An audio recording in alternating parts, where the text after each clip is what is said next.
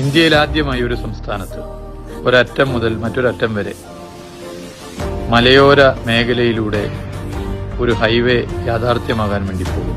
നമുക്ക് സന്തോഷിക്കാം. അത് നമ്മുടെ കേരളത്തിലാണ്.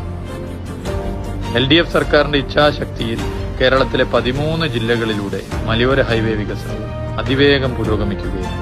കേരളത്തിന്റെ വടക്കേ അറ്റത്തുള്ള കാസർകോട്ട് ജില്ലയിലെ നന്താരപ്പടവ് മുതൽ തിരുവനന്തപുരം പാറശാല വരെ 1251 കിലോമീറ്റർ ദൂരത്തിൽ 3500 കോടി രൂപ ചെലവഴിച്ചാണ് മലയോര ഹൈവേ നിർമ്മിക്കുന്നത്.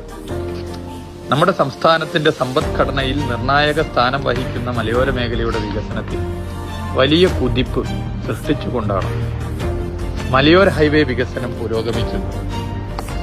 ഇടുങ്ങിയ പാതകൾ, മനോഹരമായ വീതിയുള്ള ഡിസൈൻഡ് ആധുനിക പാതകൾ